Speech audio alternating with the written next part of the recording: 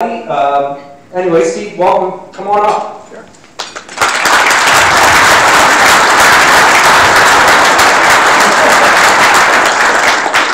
So the format is Steve and I are just going to have a question and answer. We will probably do that for about 30 or 40 minutes, and then hopefully leave lots of time for questions from you in the audience. So think of some good ones for them. It's not every day we get this opportunity. But the only thing I ask is if you have a question, ask a question. Don't give a speech. So try and ask your question in maybe 20 or 30 seconds. And Steve, my instruction to you is that we don't want you to talk about next week's statistics. We want you to leapfrog maybe 1, 2, 3 years into the future and talk about what you think the world might look like in a post-COVID world.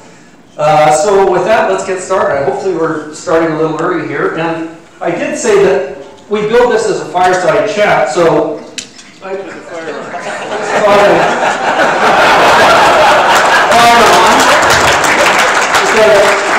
a little cozier.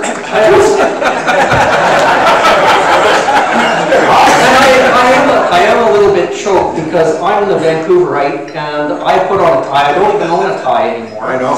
And you show up, so I'm taking this off. Oh, yeah. Anyway, Steve, as I said a minute ago, I've known you for quite a few years and called you Steve. But what is the protocol? Like, what are we supposed to call you as a former governor? Do we call you Steve, or do we call you governor? Or let's go with Steve. Your governorship, or anything? No. Around the house, your lordship. No, Steve. You know, it's funny. When I walk down the street in Ottawa, like lots of people in Ottawa recognize me.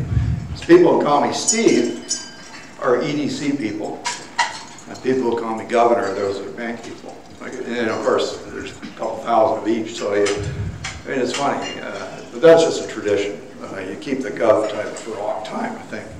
I still call the old governors governor. Oh, good. The ones that I worked for. So just a couple little things before we get into the heart of the matter. So you're no longer spending your weekends in Davos with Jerome and Mario and Mark Carney. So how are you adjusting to civilian life? Pretty well. It's I've got a lot more variety now. I travel a lot less, especially with given COVID. But even so, I mean, you're getting around less, and that's actually welcome because I was spending at least half my time away from home. Before, but now I've transitioned to the private sector and with Osler, Hoskin Harcourt as a special advisor, which is a great gig. And I'm on the boards of Enbridge and CGI and a couple other small companies, and working with Western, Ivy School, with the Norris National Center. So it's kind of a nice little portfolio. I'm just committed about half of my time, Stewart, which leaves time for other things. Well, actually, it leaves roughly, by my math, it leaves about 100% of my time free. I always had people that took care of the numbers for me. Like, I didn't really know how to do the numbers, but I know it's a lot more time free. Okay, so let me ask you a few questions before we turn it over to the audience. So, economies around the world seem to be recovering. Canada bouncing back from COVID, but plenty of uncertainty ahead, and the outlook seems to vary depending on the day and depending on the news, headline news of COVID. Confidence ebbs and flows.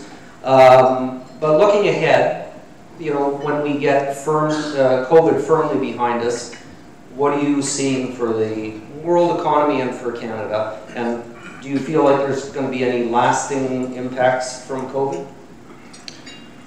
Yes. Okay. So yeah, I think mainly people probably expect the economy to be more tranquil once we get out of this, to be a more predictable place. I don't think it will be. I think it's going to be much more volatile. You don't need me to remind you that the world was getting more volatile before COVID came along. I mean, but people seem to have forgotten it because COVID kind of blew everything away. And so I actually think the volatility is going to return And of course, we won't have all these massive policy things going on to try and calm everything down, which is what's happening right now. But I think also coming out of it, you expect a return to growth, and we're going to see really strong growth. We're seeing it right now. That's an aberration. You're going to have this, we have a bust and a boom, which follows the bust, to get back more or less to normal. And then we're going to settle into economic growth for the world that's much lower than most people are expecting. And the reason for that is that the great retirement is underway. And not the one they're talking about in the newspapers right now. They're talking about COVID-related early retirement. But actually the population is aging very rapidly now because the baby boomers that entered between entered the workforce in the, say, the 70s and early 80s, those who were born between 45 and 65.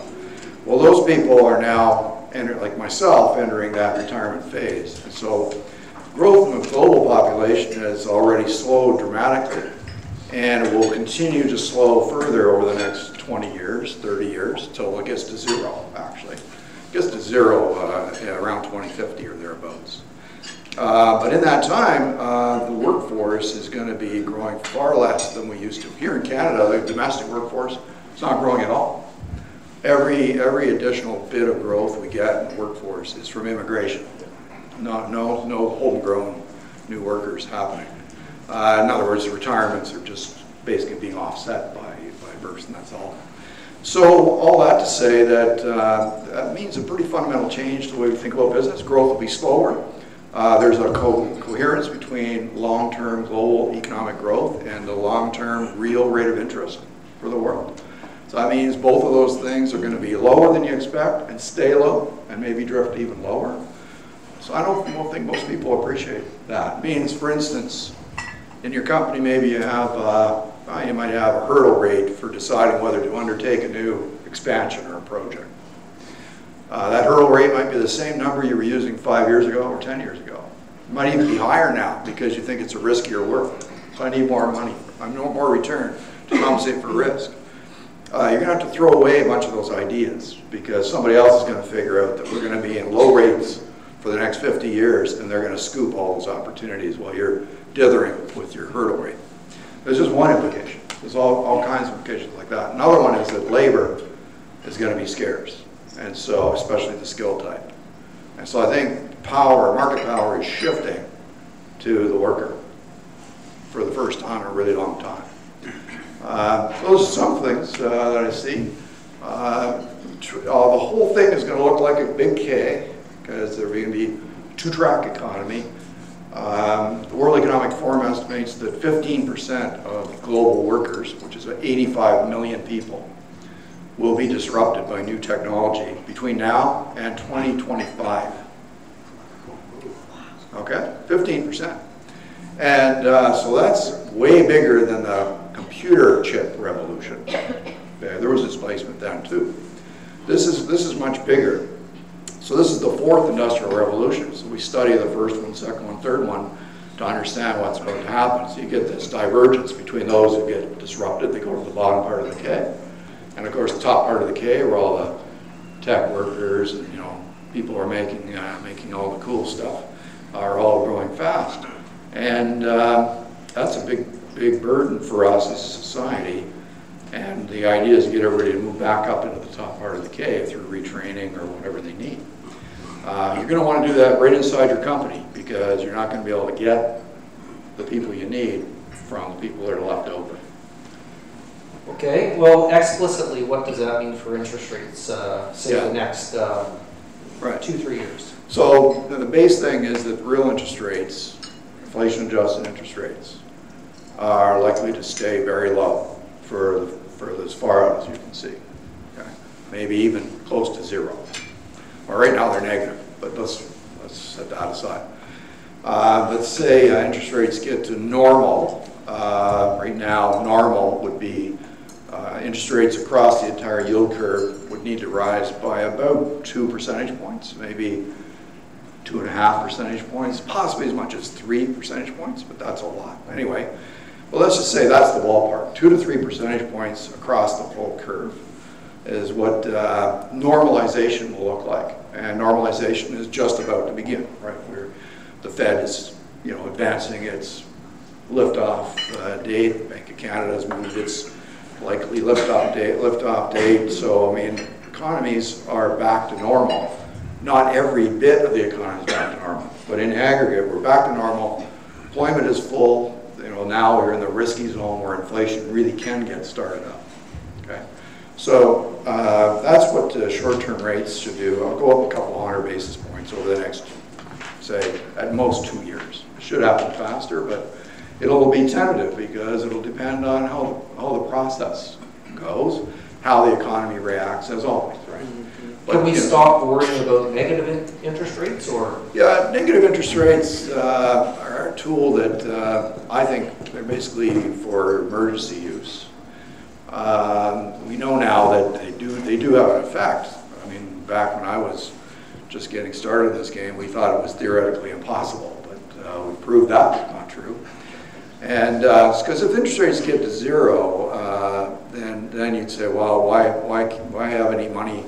My money in the bank, all I do is pay fees, so I'm actually getting negative interest.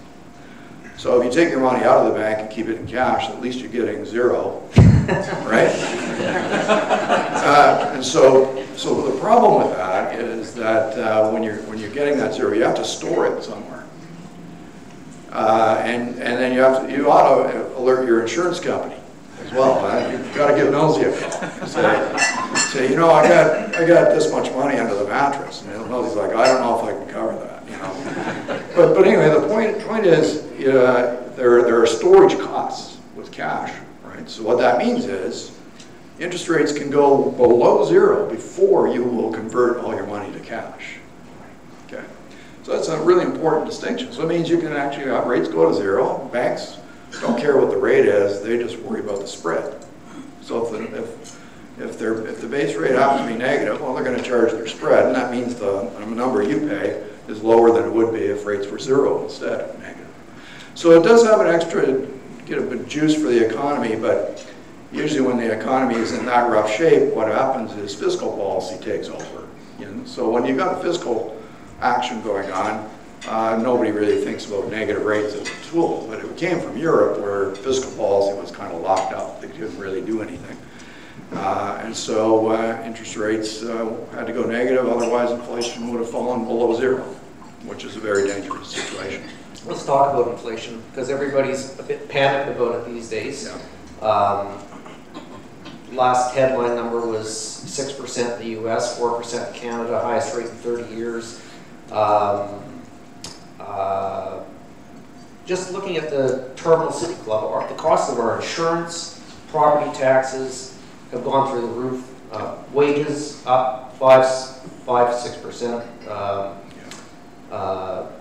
We've been listening to your successor and to the Fed talk about it's all transitory, don't worry about it. They backed off on that just recently, but tell me what transitory means for one thing, but have we just been overly fixated on this, or has the Fed and the Bank of Canada and others fallen behind the curve on inflation? Well, that's a bag full of questions. But let's start with what transitory means. I'll say up front, though, I'm a part of the club transitory. But here's the thing, transitory is, when an economist says something's transitory, they just mean it's something that will go away by itself. Okay, that's not rocket science. Like you see something happen, you're like, I'm not going to worry about that, it's going to go away. Okay? Well, when? Oh, I don't know, but someday. Okay, so there's not usually a time associated with it. And if the time was, say, 2 years, that would mean, so what? That's just kind of a rounding error in the big scheme of things. I think most of the inflation uptick that we've seen is that type. So I'll give you an anecdote which helps describe what I mean, which is just arithmetic. So just before all this happened, so March the 5th of 2020, I gave my last public speech, in person before the shutdown in Toronto, and women in capital markets, big crowd, and everybody's starting to bump elbows. Like we were just getting that sense that something was up, you know, and we maybe start taking precautions. But actually, most people were shaking hands, giving hugs. Everything was pretty normal, but just a few people were starting to get reluctant. Well, by that weekend, we knew it was shutdown time. Well, anyway, my room at the Sheraton, where I usually would stay, it was $449. And then last November, a year ago, you know, nothing's going on. I was doing something for Osler, and they said, it'd be great if you could come down to Toronto. We do it in a proper studio instead of from your home computer. So I thought, yeah, okay. So I drove down to Toronto, and I stayed at the Sheraton. Same room as usual, $149. Okay, well, I was the only person there that night, too. There was just me and this one fellow at the desk, and you couldn't get anything to eat or anything. Like, it was bizarre feeling. But anyway, at least they were open. So $149. Now, fast forward, I was there just a couple weeks ago. Same room as usual, $300. Holy cow, that's a lot of inflation, isn't it? Let's write a newspaper article about, let's write many newspaper articles about how much inflation there is in hotel room prices. 100% in just 12 months. Okay, now you're starting to see the issue. Okay, that's still way less than the $449 that I paid just, you know, in the spring of 2020. So it's not back to normal yet. But it's normalizing, and normalizing means prices go back up. They go down, then they go back up. So no one wrote the articles, you know, during 2020 about all the deflation we were facing. One of the reasons was because nobody was going to hotel rooms, right? So if you're not buying any hotel rooms, who cares what the price is doing? But it's still in the consumer price index, okay? So something that goes down first and then comes back up, that's just normal. And there's all kinds of things like that in there. And look at measured inflation. We measure it as a 12-month difference. What happened from today compared to 12 months ago. It's always like that. It's like this moving thing. So if the base is way down there, it looks like inflation is huge, but as the base comes back up, then it flattens out, and suddenly there's no inflation again. So inflation goes up in a big hump, and then it comes back down to where it started. Okay. So that's what we call a broken microphone. That's what, yeah. I got it there. I'm going to stop moving around. So that's what we call transitory. That's just math. Okay. And the other sources of inflation are in pockets, like you know, supply chain issues. You can't get this, that, the other thing. So, but if you pay a little more, you get it faster. So, okay, prices go up. There's an awful lot of money at stake in those supply chain issues, right? So somebody's fixing those as fast as they possibly can. So those bits of inflation will go away. Another one was energy costs, right? Oil prices fell, then they went back up again. Now they've fallen again. Well, that's a good reminder that commodity prices are almost never a source of inflation. What they are is a source of higher prices, and sometimes lower prices.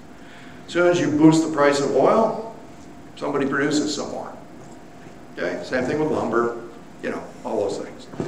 So I don't want to be flippant about it, but the whole story has been hyperventilating. It's not appropriate. We don't have an inflation problem, but could we have one? Of course we could, because of all the things that are going on right now, it's really hard to judge. There's a lot of things that don't measure the way they used to, just because so many things are moving in the economy. So mistakes could happen. We could have a higher inflation after, as you say, looking down the road when this is all behind us. But right now it's going to take us until about at least the middle of 22 to discern what the trend actually is, and keep monitoring all the other ingredients. And the most important counter effect that I want to remind people of is the fourth industrial revolution.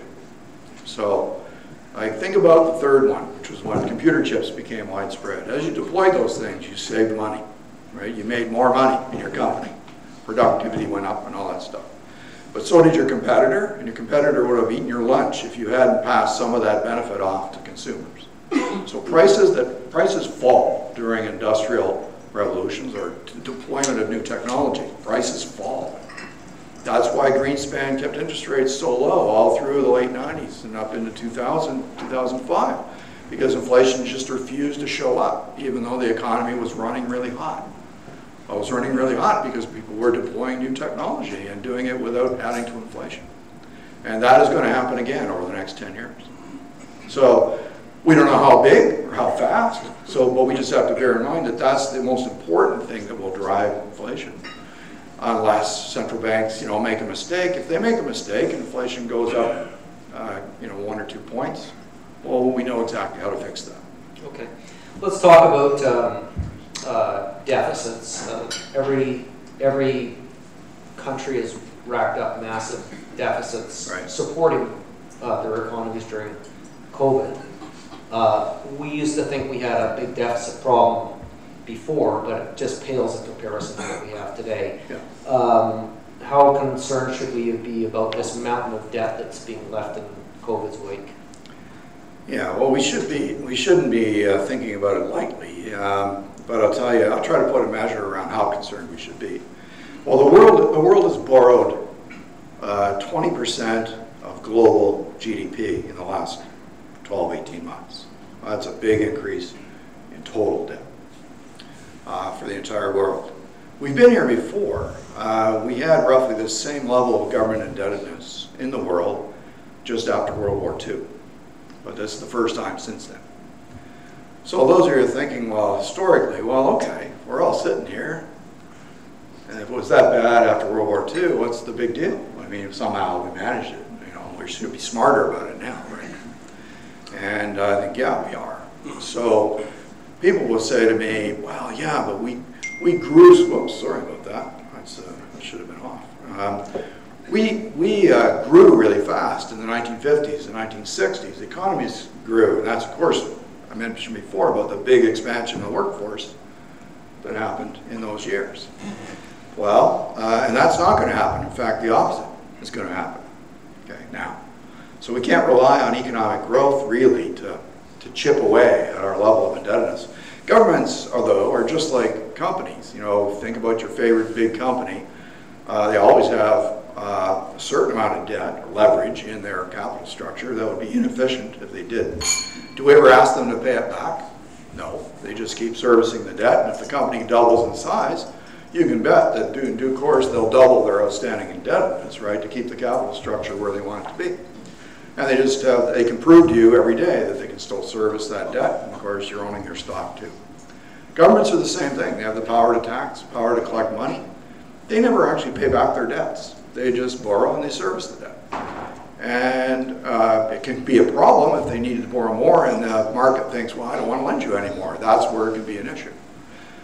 But right now, the ability to service debt has never been better, and it's because interest rates are so low, and they're likely going to stay low in real terms. So as long as the rate of interest is lower than the rate of growth in the economy, your debt compared to the tax base or compared to the size of the economy will continue to fall. And I think that condition is going to hold for as far as the eye can see. Interest rates can pop up and down, of course, and give us some angst around that. And you might argue we don't have enough money set aside for our next rainy day. So maybe governments, someone will want to speed it up. That would make some sense. But deficits should disappear on their own, most of it. This is what we have to watch out for, whether governments put in permanent things that keep deficits up forever, or if they allow the elasticity of the economy just to return people to work, then they no longer need CERB or any of those things. And so the deficit goes back down to, let's say, something around 1% of GDP or thereabouts, which just seems to be kind of a steady state, then it's not to worry about. But it does mean that we don't have a lot of fiscal capacity if something like this big happens again, right? So there's an incentive for governments to at least be thinking about that fiscal plan, whether in the long term they're rebuilding their resilience. We used to talk about having a good cleansing recession to wipe out some of the excesses in the economy. And nowadays, nobody wants a recession. Yeah. In fact, central bankers are going out of their way to avoid a recession. Yes. And when I think about today's environment, there's, you could argue an overinflated housing market, speculation in the stock market, speculation in Bitcoin, cryptocurrencies, you name it. So those, if they are excesses, they aren't being eliminated. So and a good part of that is because the central banks have kept rates so low. So to what extent do you think that some of the speculative aspects that we're seeing today are the direct result of monetary policy, i.e. the central banks keeping rates at rock bottom levels, and that creating bubbles and the potential for bursting bubbles? Right. So when it comes time for you folks to ask questions, remember what he said about not making 32 minutes.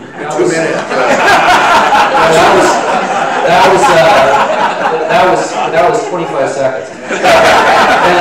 And if I'm not mistaken, your answer is supposed to be like 3 minutes. Okay, well, I'll keep this one short then. That's a silly question. I'll give you a silly answer. All right. So in brief, the mandate of the central banks is to try to keep inflation stable in that 2% zone. If the economy looks like it's going into recession, that will certainly pull inflation down below its target. And so central banks would move to prevent that from becoming a long or prolonged recession, or maybe avoid it altogether. And that will keep inflation on target. That's the mechanism that we follow. And so those folks who say, well, we should have a recession every once in a while to kind of clean up the system. Well, there are obviously people that won't be affected by the recession, right? The people out in the soup lines, because they've lost their jobs for a year or so while we cleanse the system. You definitely do get a cleansing effect, no question. And for sure, companies that, maybe are on close to the edge get blown out by that experience. My own sense of this is we shouldn't have to on purpose, allow a recession to happen in order for a bank to figure out whether they should still be lending money to a weak company. So right now we're getting zombie companies blamed on the central bank for not allowing recessions to happen, which is actually kind of silly when the bank is the one that agreed to lend the money to the company. I think that a bank is, again, better go somewhere. A bank is smart enough to be able to decide if the company they're lending money to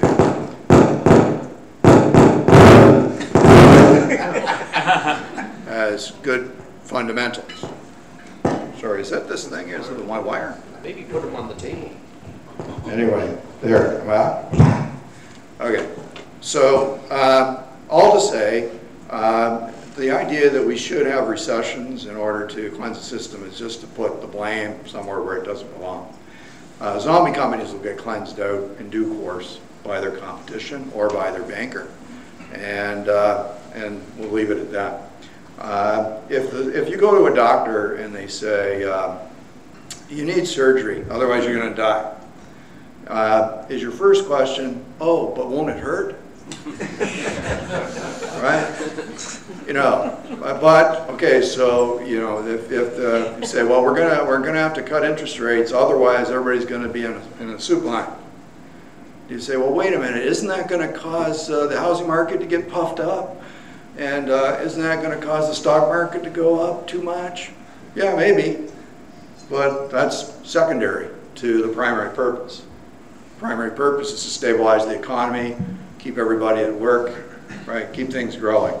And if we have some side effects, well, we need other mechanisms to keep them under control. And so, for instance, nowadays you need to show that you can sustain a 2 percentage point increase in interest rates to get a mortgage. Well, okay, that's putting a buffer in the system. That's the kind of thing you do. So anyway, that's why I was kidding, of course, when I said it was a silly question, but that's the sense in which people don't appreciate, well, yeah, those are secondary things compared to the main job. And they should be looking out the window and saying, wow, This was the biggest thing to hit the world in like almost forever. And look at us. That wasn't so bad. Could have been really, really bad. So look what we avoided. I want you to talk about how the Canadian dollar plays into monetary policy, which of course it does in terms of its ability to create tightening and easing. Yeah. Back in 2015, you cut interest rates pretty aggressively, and that caused the Canadian dollar to kind of drop by, call it 10 cents, but which caught a lot of people by surprise, a little shocked by it. So is the level of the currency explicitly part of monetary policy? How much can you control it? Yeah. Should I go on? I love it how the central bank gets blamed for everything. I'm blaming you. Yeah, I got you in the central bank. Yeah, the governor gets blamed. Yeah, so it goes to the story I just told. The oil prices collapsed late 2014 into 2015. The economists were debating about whether or not that would have a positive or a negative. Believe this, whether it would have a positive or a negative effect on the economy. Okay, how can it have a positive effect? Well, the mechanism is the price of gas falls, you have more money in your pocket, you spend it on other things, so the economy actually goes up.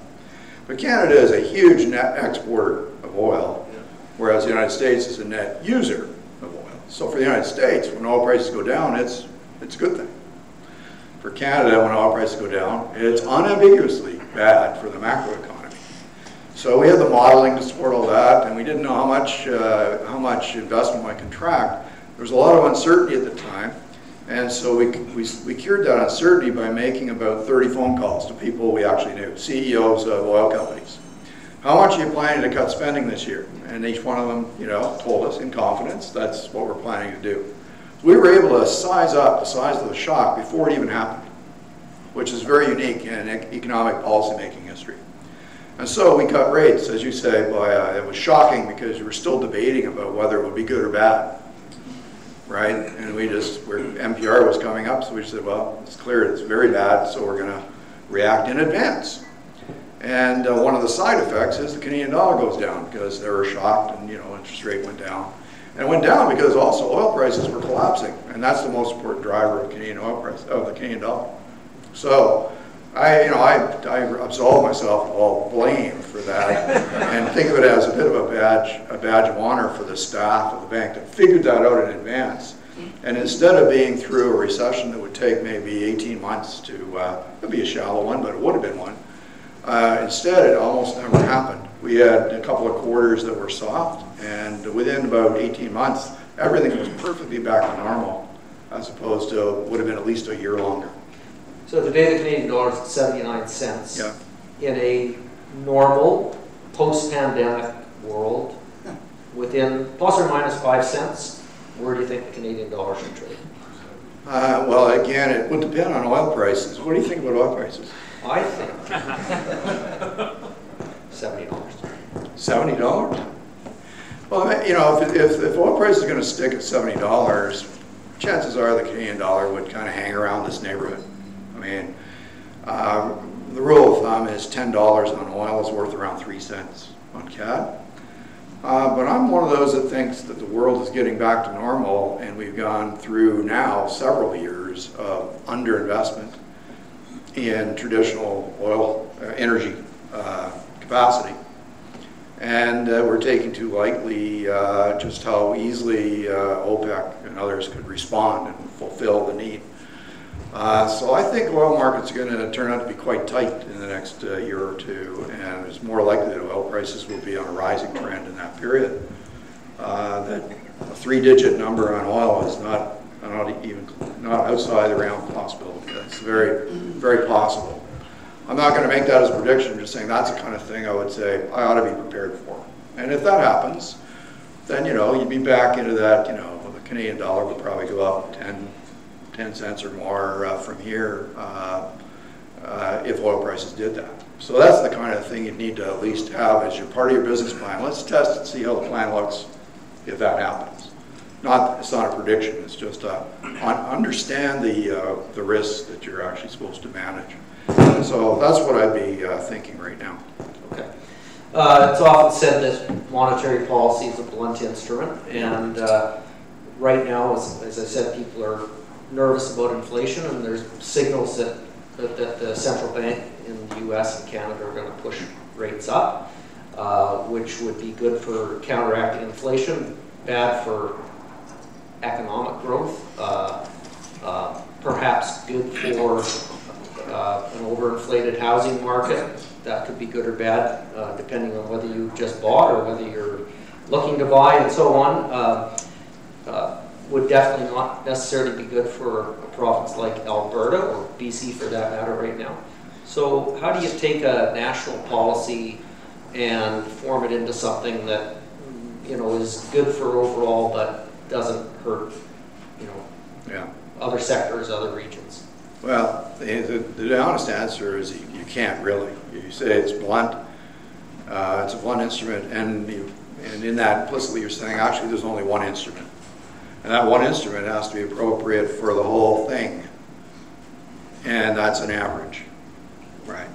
So you can't figure out what would be best for this area versus that area. You know, those adjustments happen beneath the surface, and you're just trying to make, you know, calm the ocean, right? Keep it on an even keel. So I think that as we go forward, we already talked about, you know, what may be in prospect for rates. All we know is what normal would look like. So that's the path to normal. That's the uncertainty, how long it might take, and whether it goes in a straight line or not. And so I think if if rates were to rise, you know, over the next, I don't know, couple of years by a couple of 100 basis points, that would be a symptom of success. Not a bad sign for anything. It would be like, well, this is great. We're back to normal, truly. And if it means resetting some things, like if you've got certain, you know, the stocks of certain companies, you know, that look like they're just overextended because, you know, they got almost no earnings, but they're hugely valued, and that's just a net present value calculation that's driving that. Well, that'll get reset. If housing has an element to its price, which is that net present value of the stream that's coming from that house, right? So there could be some resetting in hot areas. Investors may change their minds, you know, about their exposure to real estate, that kind of thing. So all those things are possible, and yet the fundamentals, the fact that rates would be going back to normal would be a symptom of things are solid, you know. So it means like immigration will be continuing and pushing up the value of housing, that business will be growing, you know, and so jobs will be growing. So why would we expect things to really be derailed by that? But if there is speculative action, that often will get cooled off by a higher rate of return because it's leveraged action, of course. Just change the subject here. Okay. Until Donald Trump, got to bring Donald Trump up. Oh, but anyway, we listened for decades about the benefits of free trade, and that seems to be squarely in the rearview mirror today. And more we're hearing about anti-trade and protectionist rhetoric.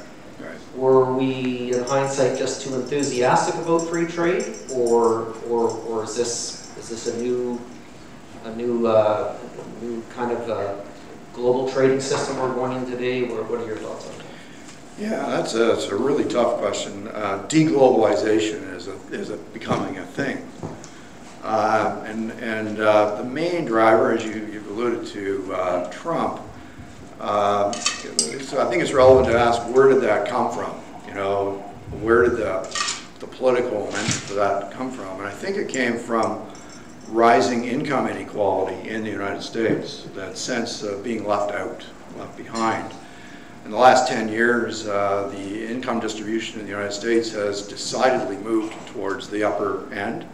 The share of income going to labor is the lowest it's ever been in recorded history.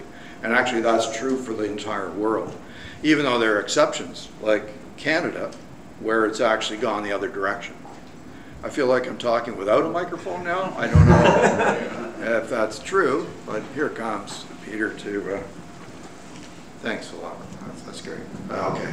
So given that situation, I think that's what politicians such as Donald Trump and others in Europe have been tapping into, that sense of I've been left out.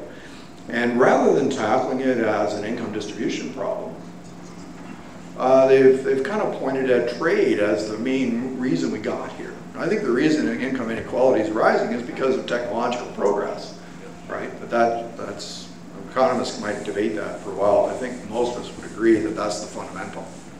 So that's why it happened. Trade is facilitated though. So if you point to trade and say, well, I think it's because we lost jobs to China, that's why I'm feeling vulnerable. It's easy for a politician to say that, and then they say, well, I'm going to do something about it for you. I'm going to restrict trade. And on top of that, the COVID thing really kind of showed us supply chain problems, posed risks to companies, the PPE and all that stuff. They're vulnerable on strategic stuff. So there's this deglobalization idea that's gaining currency, and that's fairly dangerous because people take for granted that our standard of living would just stay like it is, and then we just somehow switched it on trading. But a very big piece of what we take for granted in our weekly paycheck is happening because of that open trading system. So just to give you one example, and there was an effort to reshore kitchen appliances to the United States, right? So made in America, it says on your May tag. Well, that's an assembly thing that's assembled. Okay, fine. So that may have saved or recreated some more jobs in the United States. Not a lot, but some.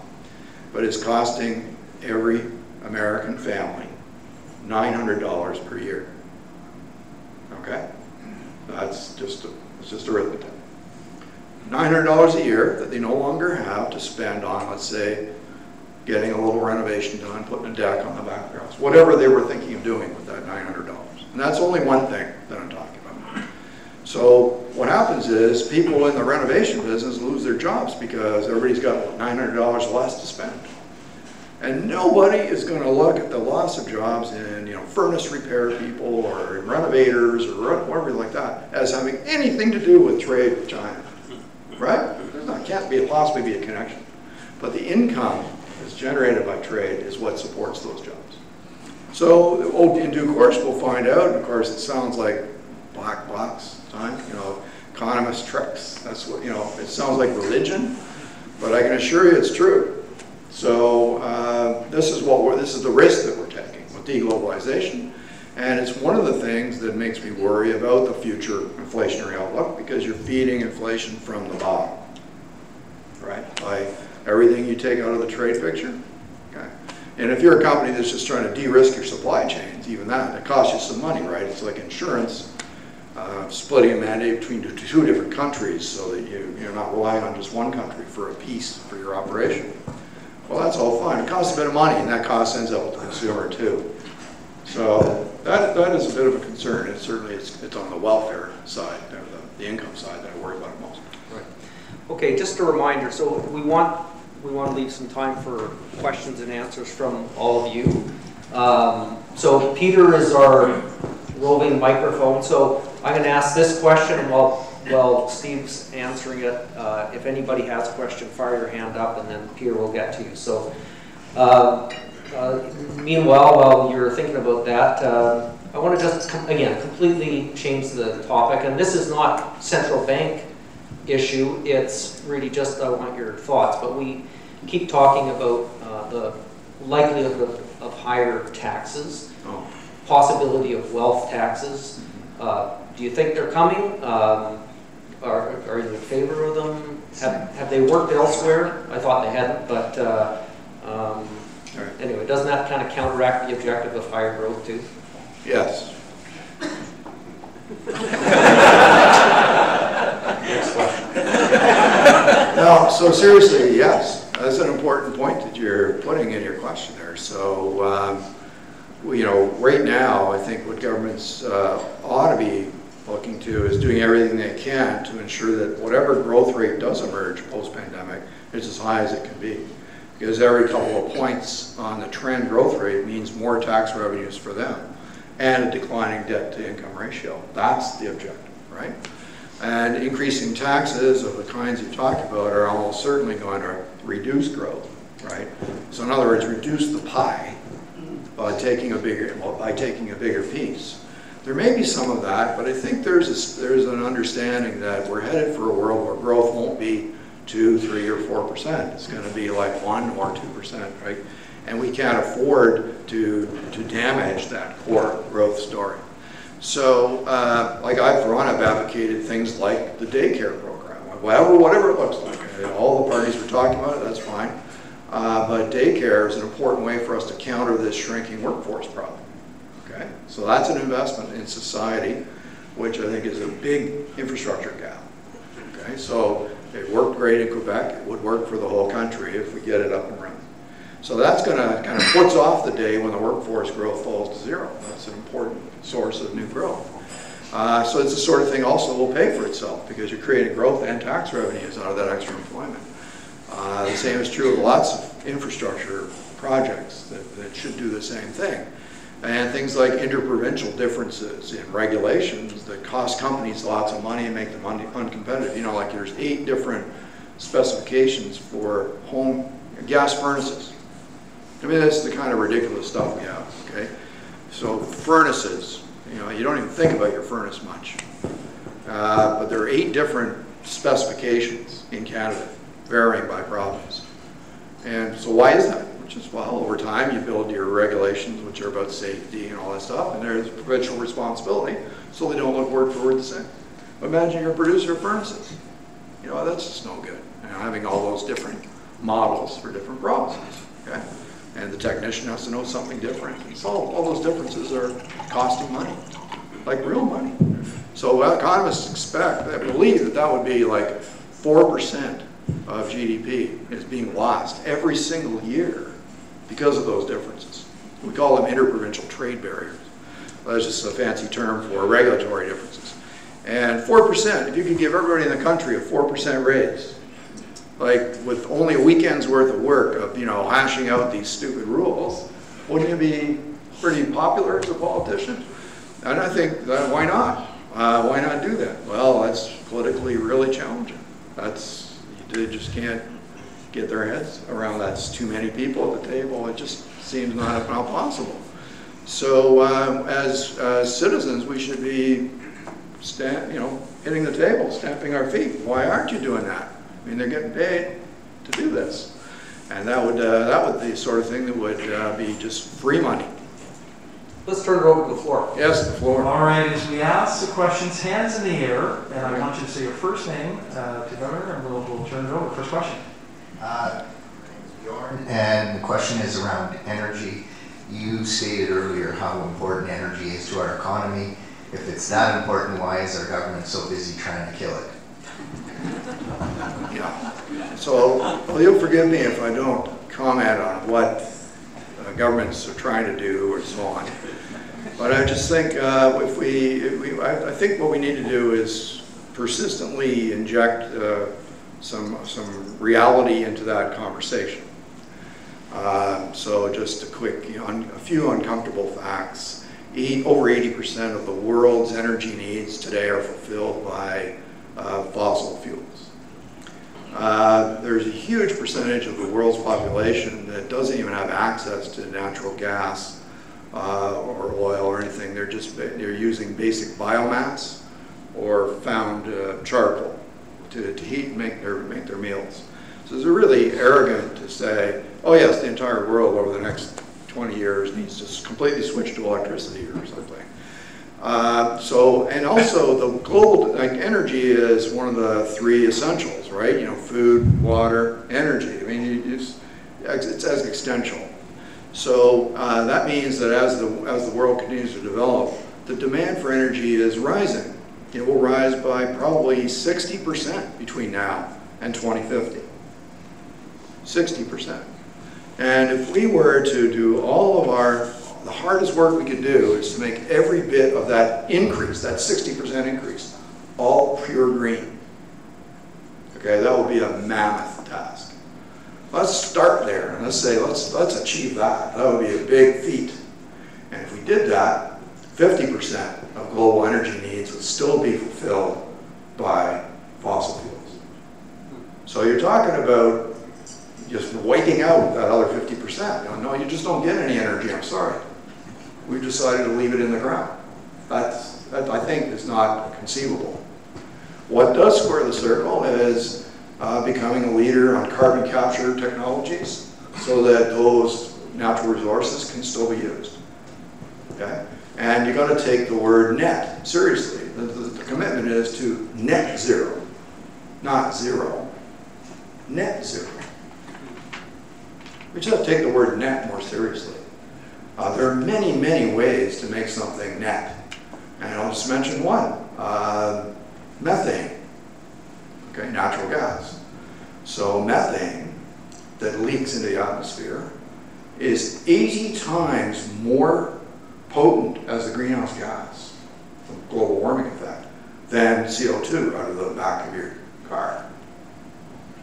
Half of methane emissions are controllable. The other half are Mother Nature. But you know, you lose some when you're producing natural gas. It leaks from this, that, the other thing. It's a quarter, and a quarter of it is from landfill sites. That's also fixable. If we fixed that, we would be having 80 times the impact on the global warming than we would if we got rid of all the cars and made them electric. Okay, so we need to do all these things. I'm not unsympathetic, of course. I want net zero by 2050, but net zero. And I can assure you, I'm just going to make a joke here, but on Star Trek, there's a lot of plastic stuff.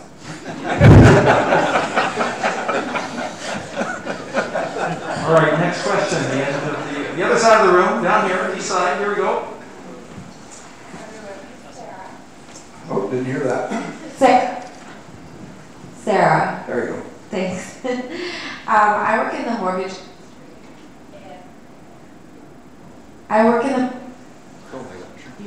And would like to ask what your advice is for brokers to best navigate the post-pandemic market.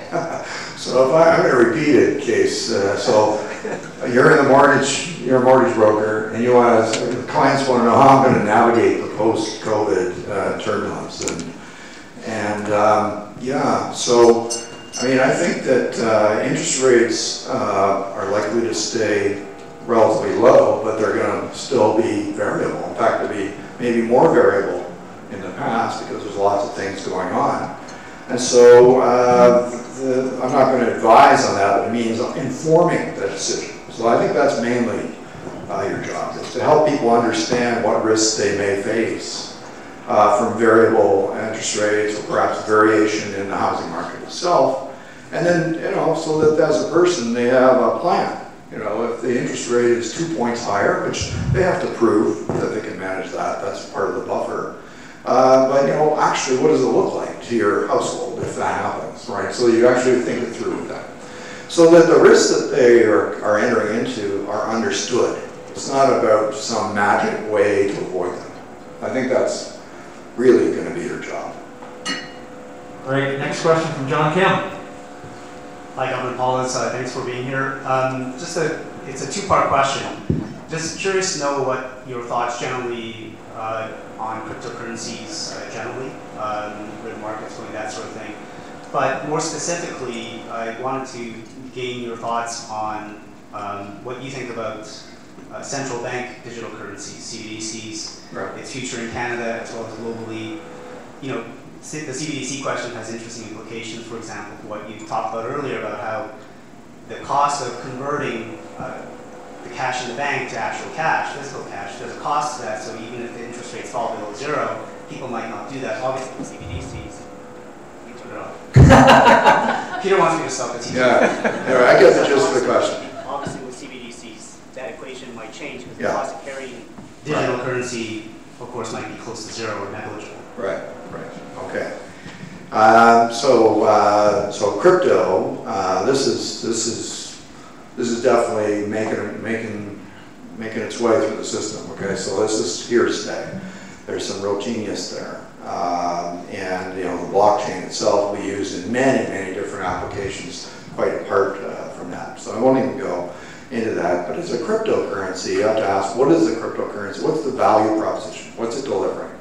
Is it just a vehicle where you can park some money and make a bet, which, by the way, is the word that the investment community is using?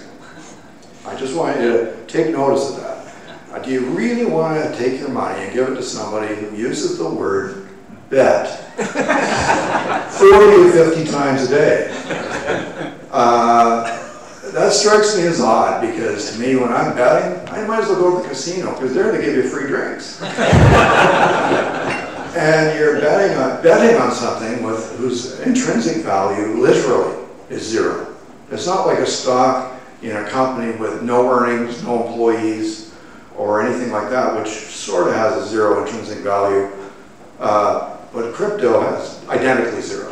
Okay, it's definitionally zero. So to me, though, they've become more of a speculative vehicle where, okay, if enough people are interested, its value may be maintained, right? Somebody's going to buy the dips, somebody's going to sell it when it goes up, so it makes a market. It's just wagering. Okay, so let's be honest about it. So it's not a cryptocurrency because it doesn't act as a currency even a little bit, except maybe in the black market. Okay, so which, of course, that doesn't interest me in the least. So. But what about central bank digital currencies? That's coming, too. And the reason it's coming is because fast payment systems are coming. And those are kind of substitutes for currency. They're fast settlers. What you remember, though, is that those transactions, if Stewart and I are members of a network, I can transfer $50 to Stewart, and it goes really fast through an intermediary and then to his phone, right? So it's going through an intermediary. So it isn't quite the same as cash. Cash doesn't go through an intermediary. It's the finality associated with a cash transfer that makes it unique, and it is the unique responsibility of the central bank to provide it, okay? So central bank digital currency will do that. It will replicate that property, and it's no more dangerous than cash. Okay, so it's coming. It'll come when people are demanding it. Basically, people are saying, well, we're getting ready. But right now, people seem content with cash or, their debit cards or whatever. So everything's going okay. But if we see a private sector true digital currency, stable coin that's not Bitcoin, but something that's denominated in local currency, if that starts taking off, then that's a sign that people really do want that as part of their payments mechanism, and the central bank's going to provide it. They're almost ready with that, so it's just a question of when you would pull that trigger. So if you're developing something like that, you have to be ready for that, because like Canadian Tire money didn't take over the world. I mean, you're too young to not even know what I'm talking about. But for me, saving the Canadian Tire money was a big deal when you were a kid. But it was limited application. But since you went to every week, Canadian Tire, it didn't matter.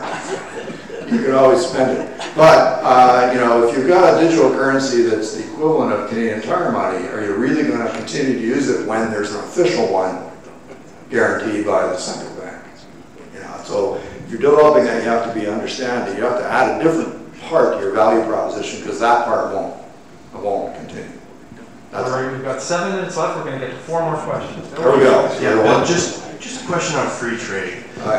If you start with the assumption that free trade and globalization is better, Poloz, than going back to the Trump days. Yeah. How do you, but you don't want to impose wealth taxes, you don't want to increase wealth taxes.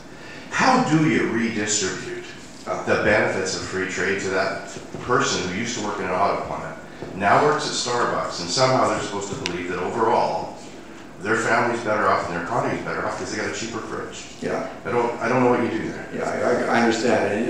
And no one makes the claim that every single person is better off. Okay. We know that there are, we call them losers. There's winners and losers from every change like that. And so what you're doing is you're saying, well, there's a K-shaped, we're back to that concept. So you want to help that person find a way into the top part of the K. And so the safety net should be more about constructing skill sets, and I'm arguing that in that new world where there's increasingly a shortage of workers, companies will be incented to help that person transition within the company to the top part of the K, because there won't be other people hanging out outside the company waiting to come to work. Okay? So I think that's going to be lots of companies do that, but I mean, I think it'll become more the natural way of things. What will governments do? Well, governments can improve things at the base with, you know, something that's like CERB, which is like a guaranteed income, right? Those models are going to be really tough to achieve politically, though. So that's why there's this tension about how we get there from here. But I think that's the trend. The experiment during the pandemic really showed the power of a thing like CERB. And that was mainly directed at people who didn't qualify for EI. I mean, they would have just had nothing, right? So it showed it worked. It worked with a few strokes of the keyboard. I mean, you didn't need anybody to run it. Like, it was amazing how powerful it was. And of course, it's elastic. It comes and then it goes away all by itself. So it's a great tool. So something along those lines may be worth exploring as a permanent feature, but I'm not an insider. They're just ideas. Next question from Ed. Ed. Hi there, Ed Collick. We're in the real estate development business in Vancouver. So next question. Vancouver's favorite topic. Just give me your take on the current situation that we're in. A short while back, the demon was foreign buyers during this tremendous growth rate. And I see it as a global trend that's going on. It's not just Vancouver, North America. It's global. That there's a huge surge of price increases. So from your point of view, where's that coming from? Is it that, you know, too much money sloshing in the market? Is it, you know, local municipal housing constraints? What's your take? So it's no doubt it's all of those things, Ed, but I think we have to accept that interest rates of approximately zero are going to puff up the housing market. Right? So when people were thinking someday I'm going to buy a house, well, they're going to buy it when interest rate sooner, because interest rates are really low. So that does give you an extra kick. But the main thing is the population is still growing, and our immigration levels are more than 1% per year, 1% of population growth per year. We are not increasing the housing stock fast enough to accommodate that, okay? So that comes down to more local issues, in my view. How do you solve it? There may be a variety of things, but supply is the primary reason. And as I said before, interest rates go up a couple of points. That will affect that equation, but it's not going to affect the trend line. And people forget too, and I know you don't need reminding this, but for everybody else, if you build a brand new city in the middle of a very wide open space, like in the middle of Saskatchewan where there's nothing, let's say, and you build that city and got bigger and bigger in concentric circles, and it's all perfect transportation, all that stuff. Would the price of a new house on the edge be the same as the price of a house that's near the middle? No way.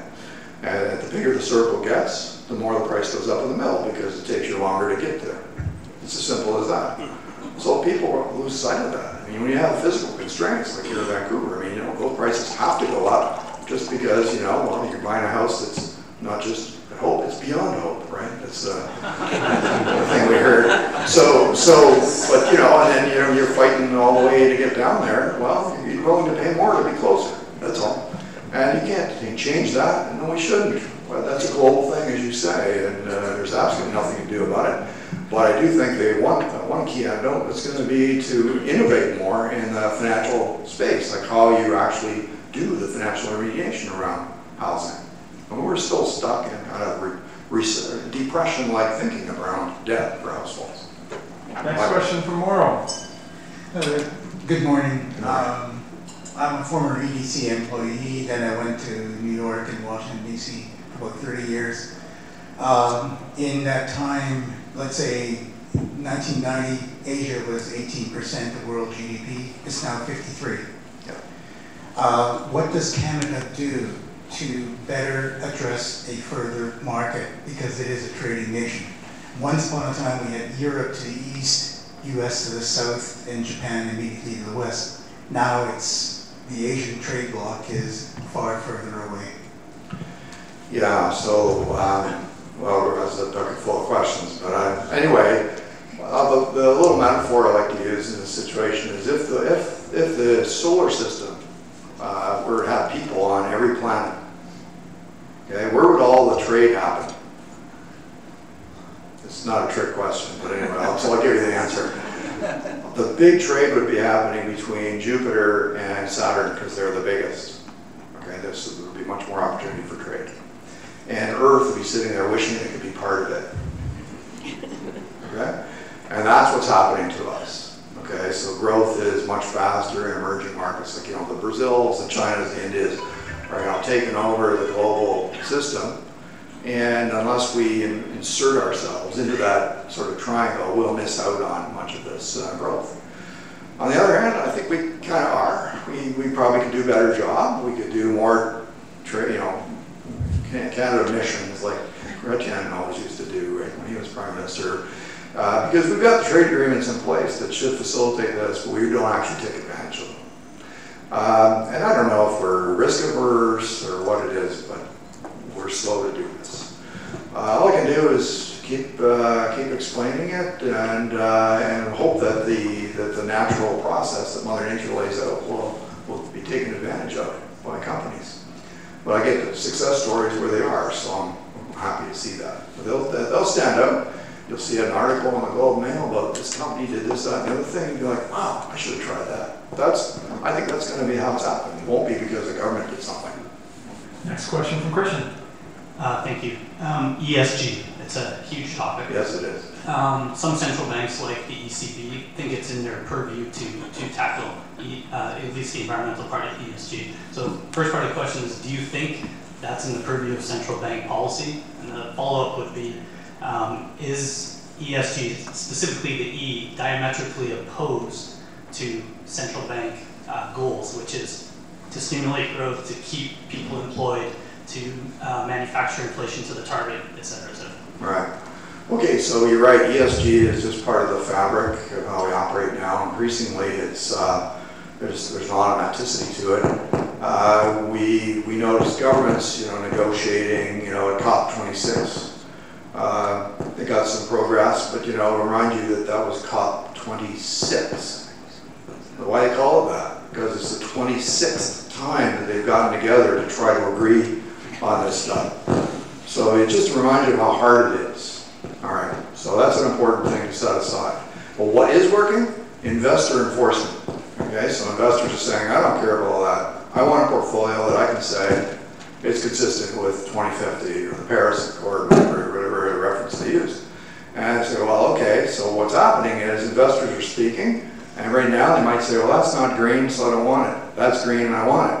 Whereas what we need to be able to help them understand that there are shades of green and how they actually discriminate, and that'll be fuller disclosure. So those are steps that are happening. And now the financial intermediaries have signed up and said, we want to be part of that enforcement mechanism. So we're not going to finance your company unless you tell us what your plan is and how you're going to get there. And actually every year you show that you're making progress. And now we're incenting our executives to make it true. And indeed, we're putting out ESG-linked bonds, which will force us to pay a penalty if we don't achieve our goals. That's a lot of enforcement that's going on in the absence of clear policies from government. Okay? So I'm convinced that actually we can get there with that, I'll call that the Mother Nature route, as opposed to through the forced route. And we can get to the net zero without mandating every car has to be electric, or every, just replacing all the gas furnaces in Ontario, you would need 60 or 70 nuclear plants. Can we get a permit for one nuclear plant? You can't get there from here. So we've got to do as I said before, the carbon capture and modernize those systems. And we should be a leader in that because we're a leading energy producer. So we should be the ones that make it so it can happen. So that's you're right that it's there. I believe it's going to happen. It's happening almost by itself. And every decision we do will have that in the background. And that's true for central banks too. So you got to be cognizant of those forces. But it doesn't mean that today, if it looks like I should raise interest rates or lower interest rates, that I'm going to say, well, wait a minute, how's that going to affect the climate? No, it's not that. It's to say, well, wait a minute, the financial system is under a bit of stress because we just had these disasters in Western Canada. Why don't we give it a few more months? We've got room to maneuver because we don't want to add stress to the system just now. And so when things sort of normalize, you're like, okay, now there's less stress in the system, so now so you're taking these things into account. as opposed to trying to actually achieve them through that tool. Now we've got one question that we've asked at every event that we've done throughout the pandemic. Okay. It's a question of you, and it's a little bit of a personal question. What have you done to make yourself better during the pandemic? Everybody changed? Did you start walking, hiking, running? What did you do for you? I didn't do any of those things.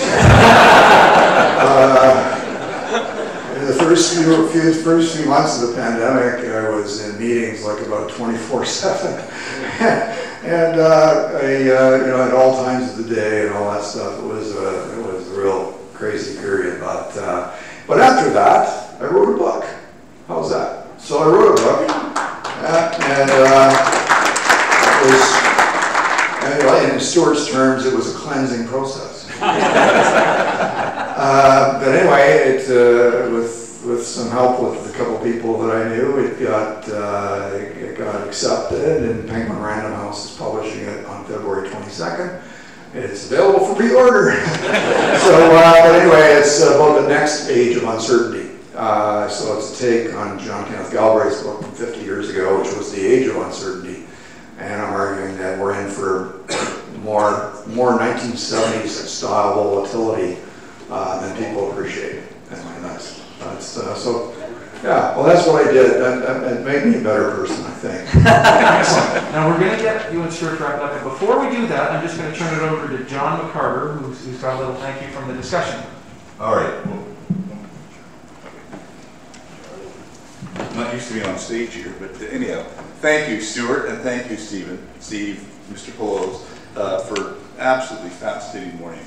I have so many questions running around in my head that I'd love to be asking. It's just too bad that it's over. But anyhow, on behalf of the Toronto City Club membership, I just thank you very much for this morning.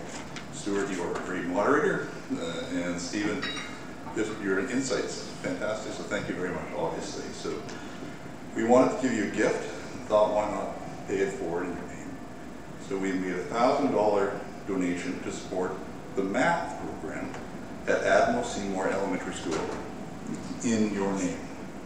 The school is 2 kilometers from the front door of the TCC in the heart of the downtown east side. And let's hope this donation helps some kids enjoy math and perhaps become an enlightening economist one day. So thank you. And,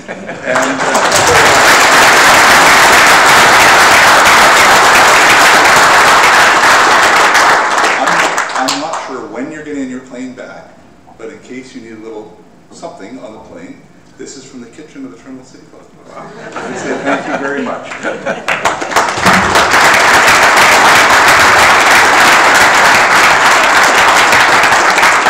Okay, we'll wrap it up in a second, but thanks very much, Steve. It's not every day we get to talk to a real central banker. So I thought we'd just wrap it up with maybe asking you some short snappers here. Oh, sure. All right, so favorite nerdy thing to do? Oh my God. Nerdy thing to do? Nerdy. You know I don't do nerdy things.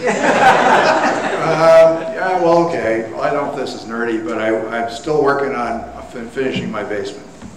It's pretty nerdy. Yeah, that sort of stuff, and I'm really bad at it. I was impressed last night when you said you installed your own toilets in the cottage. Yeah, that's nerdy too, right? Fiction or nonfiction? Fiction. Favorite hobby? Yeah, golf. Does it count as a hobby or is it a sport? Well, for you it's a hobby. For me it's a hobby. Hooker or slicer?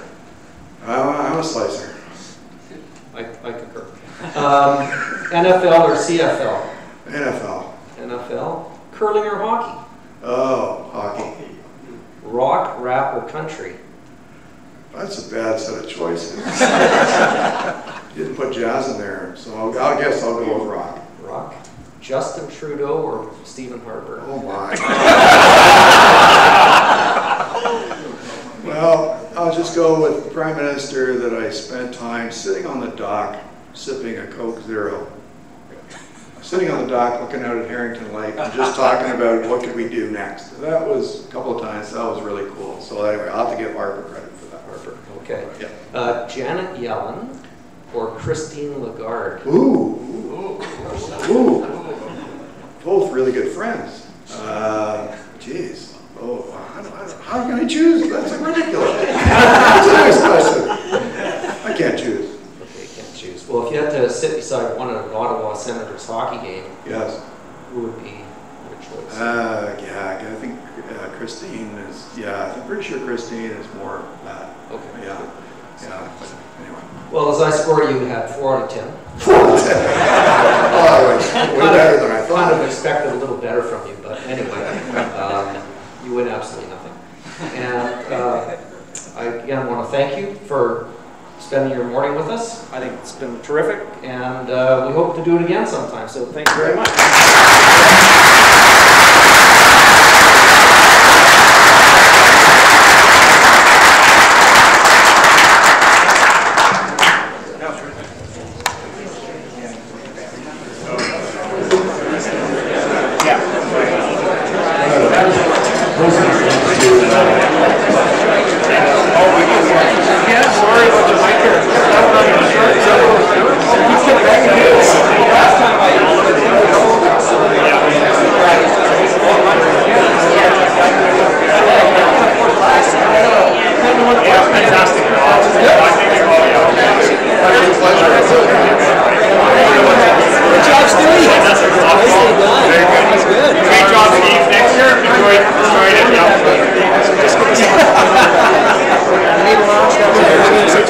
By the way, it's been taken over by the World Bank and astronomers, and the cost of interprovincial trade on everything is